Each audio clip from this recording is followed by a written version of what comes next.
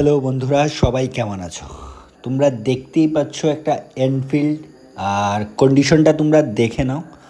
একদম ভালো একটা কন্ডিশনে কিন্তু আছে বাইকটা, তোমরা দেখে নাও কন্ডিশনটা। কালারটাও দেখতে পাচ্ছ, কোনো কাজ নেই, নিয়ে এক টাকারও তোমাদের কাজ করাতে হবে না, একদম ফ্রেশ কন্ডিশনে আছে।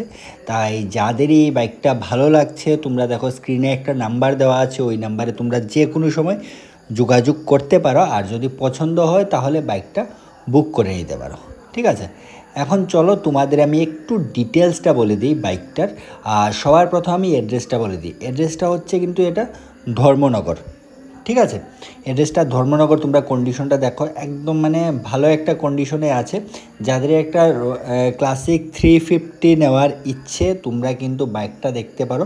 কালারটাও দেখো, কালারটা একদম ভালো একটা কালার, ঠিক আছে? আর তোমরা নাম্বারটা কিন্তু এস নাম্বারে আছে, দেখতেই পারছো। তাই যাদেরই ইচ্ছে তোমরা একটু তাড়াতাড়ি করে স্ক্রিনের নাম্বারে যোগাযোগ করতে পারো। আবারও বলে দিই, অ্যাড্রেসটা হচ্ছে কিন্তু এটা ধর্মনগর, ঠিক আছে? চলো এখন তাহলে ডিটেলসটা বলে দিই। টায়ার আর তার সাথে টায়ার কন্ডিশনও দেখে নাও। টায়ার কন্ডিশন কিন্তু একদম মানে প্রায় 85 থেকে 90% কিন্তু টায়ার আছে এতে।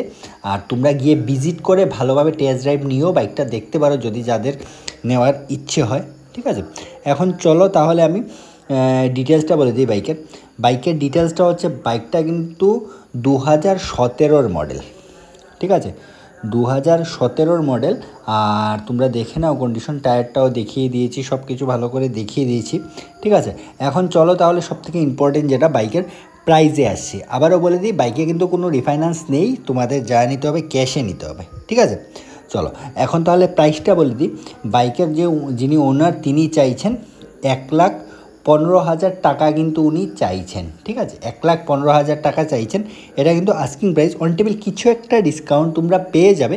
তাই তাড়াতাড়ি করে যাদেরই এমন একটা বাইক নেওয়ার ইচ্ছে, তোমরা তাড়াতাড়ি করে যোগাযোগ করো রয়্যাল এনফিল্ড ক্লাসিক 350, ঠিক আছে? তাহলে ভিডিওটা এখানেই শেষ করছি। বাই।